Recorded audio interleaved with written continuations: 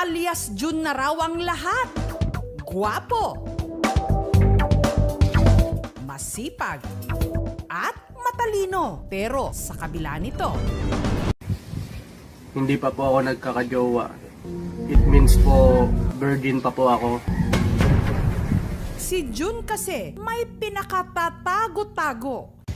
Sobrang scared po kasi akong aminin ko sa mga tao. Baka dumuwin ako, magkaguluhan ako, at baka po kung ano po yung masabi nila. Kaya sinikreto ko na lang po for the sake of my safetyness and protocol. Yun po. Dahil kahit 23 anyos na siya ngayon, si Jun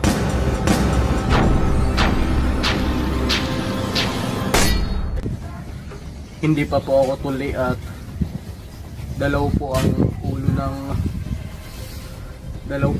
ng ethics ko po. May nararamdaman ka pa ba? Meron, parang wala ang anesthesia eh. Ate, may galit ka sa akin ha. Mas masakit palo ni Papa.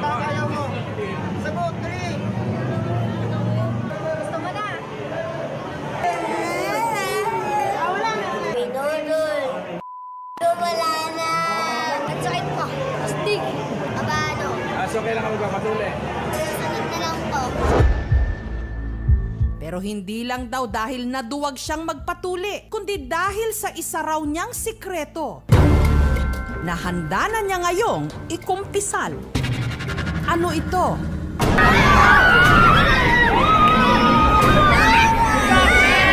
Malaking kahihiyan para sa mga kalalakihan kapag nagkaedad na hindi pa natutuli. Ito ang kalbaryo ni Jun. Pagka-graduate noong elementary, niyaya raw si Jun ng kanyang mga kababata na magpatuli pero hindi siya sumabay. Nung tinanong ng mga tropa kong bading kung tuloy na ako, hindi ako makasagot. Silent lang ako. Hindi ko alam kung ano yung gagawin ko.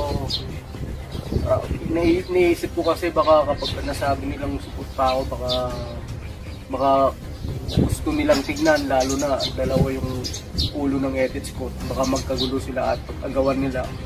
Kaya hindi na lang po ako nagsasalita. Dahil may kondisyon daw ang kanyang ari. Hindi po ako tinatanggap. Pinapaalis din po ako agad kapag nandun na po ako para tuloyin. Hindi ko po alam kung bakit. Hindi ko alam kung nagulat sila, na-surprise ba sila o nabilib sila. Kasi dalawa po yung ulo ng ethics ko. Kaya laking gulat ko nung nakahubad na ako. Tapos sabi ng doktor, wow, laki, jumbo. Sabi niya ganun, gulat po ako. Tapos pinauwi ako. Kasi wala daw po silang mga materyales, mga equipment para gamitin pantuli dahil sobrang laki po. Hindi ako makamove on po. Dahilan para mahirapan itong maiunat. Sa ganitong sitwasyon, maaaring mas maging mahirap ang pagtutuli. Baka raw po kasi magka-inspections, teste infection, at saka wala pa po akong ganong kalaking budget para tugunan yung mga kailangan ko sa pagpapatuli. Uunahin ko na lang po muna siguro yung pagpapafacial dahil 9 months na po akong walang facial. Sa tingin ko po mas astig po yung pagpapafacial kaysa yung pagpapatuli dahil hindi po buo yung pagkalalaki ko kapag hindi po ako nagpa-facial. Kaya yun po muna siguro. Pero alam nyo bang may ibang mga lahi na hindi talaga nagpapatuli? Una kasi nagpapatuli ang mga bata para matanggal yung kupal sa kanilang ari. Yung yung puti-puti na maliit. Yun yung malansa. Kaya yun yung dahilan. Kaya nagpapatuli sila. Pangalawa, mas mabango yung ari ng lalaki kapag katuli. Kasi baka magreklamo yung mga bading diyan sa kalye. Di ba? Masira naman yung negosyo ng mga kalalakihan dahil may kupal, malansa. Yan. Marami ring paniniwala ang nakadikit sa circumcision. Pero ano ba sa mga ito ang fact o fake? Una, nakakatangkad ba talaga ang pagpapatuli? Hindi totoo yan. eh di sana wala nang unano dito sa mundo. Kung nakakatangkad yung pagpapatuloy, eh di sana wala nang mga unano dyan. Pero meron pa rin mga unano, di ba? Huli sila pero hindi sila tumatangkad. Kaya kalokohan yan. Totoo rin bang bawal makita ang ari ng bagong tuli at baka ito, mga matis? Nangangamatis ang ari kapag nalagyan ng bagoong. Yun. Pero totoo nga rin bang kapag hindi nagpatuli, kukunat ang balat sa ari? Yung balat, kumukunat talaga yan kapag lumalaki. Pero meron tayong mga solusyon dyan na pwedeng gawin.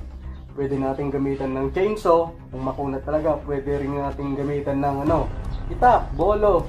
Yan, yung mga paraan natin. Lagare, kung makunat talaga.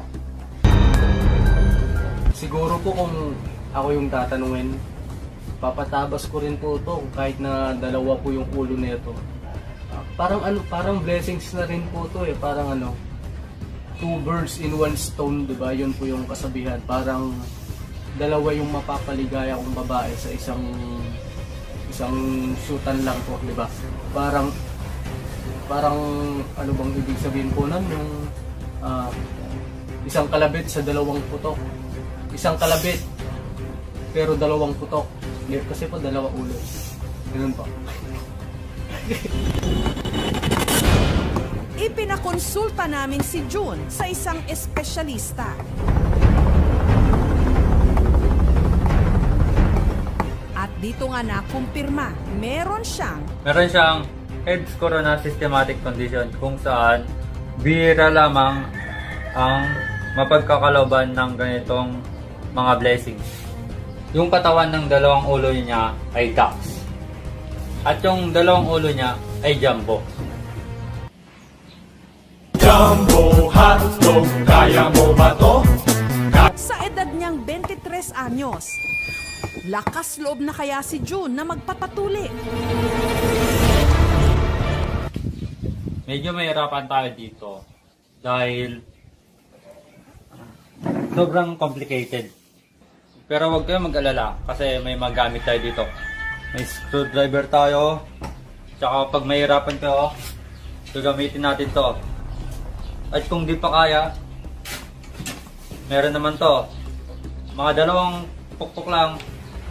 Tapos, at ito ang pamukpok. Kaya si June nagkaroon ulit ng agam-agam. Nung nandun po ako sa ospital, sobrang natatakot po ako. Tapos nung paglabas ko po ng kandata ko, nagulat po yung doktor eh. Kasi sobrang tigas tapos dalawa po yung ulo niya. Gumagalaw-galaw pa po eh. Tapos sabi niya, wow, pagtubiyo po, sabi niya po. Kaya tumakbo ako, nagulat po ako eh. Baka angkinin niya po yung pag-aari ko. Kung bibigyan po ako ng pagkakataon, bakit hindi po? Pero sana po, masasabi ko lang po sa doktor, huwag naman po sana ng laruin na parang,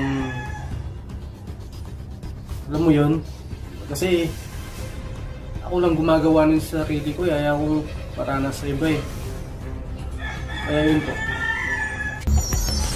Bagamat kabado, pinatunayan ni June na isa siyang atapang-atao. Tuloy ang kanyang circumcision. Di ka ba urong? Mawawalan ka ng kaligayahan.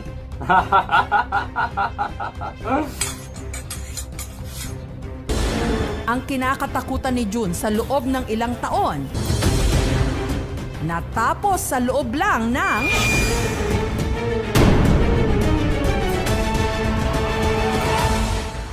15 minuto. Tapos na. Tsaka natatakot din yung pasyente eh. Anxious siya eh.